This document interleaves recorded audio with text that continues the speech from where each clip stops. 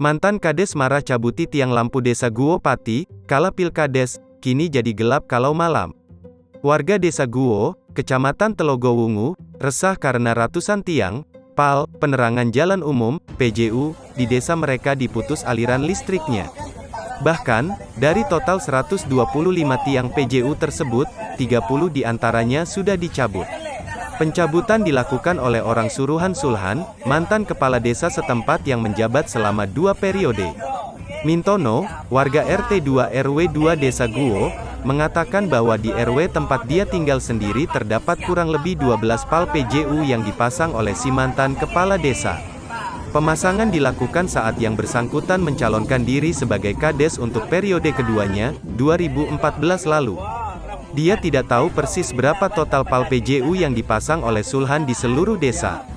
Sebab sebagian dipasang saat yang bersangkutan masih menjabat di periode pertama. Waktu itu PAL diberikan, di RW kami mungkin sekitar 12. Waktu itu belum ada jaringan listriknya. Masyarakat senang karena dikasih PAL, akhirnya Pak Sulhan terpilih sebagai Kades. Kemudian masyarakat secara bergotong royong menghidupkan jaringan listriknya, kata dia. Rabu, tanggal 27 Oktober tahun 2021. Ketika ditanya apakah alasan pencabutan PAL karena Sulhan gagal terpilih kembali dalam Pilkades April tahun 2021 lalu, Mintono mengaku tidak tahu dan belum bisa memastikan.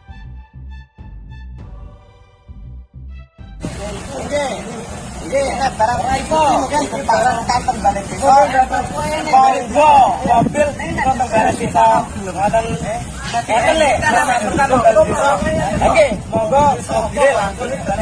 enak diberhentikan dengan ini siap.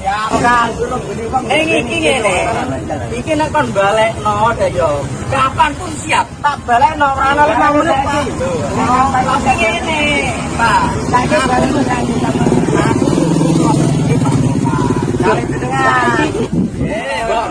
wah, rembukan dhisik pemberitahuan kepada desa nanti disikapi secara arif. Siap. Masa sampean? Nggih. Aku daringi kalih Pak. Tapi sampean model iki, sampean arogan nek. Sampean ancen anu temenan, sampean membawa surat tugas dari pasukan atau enggak?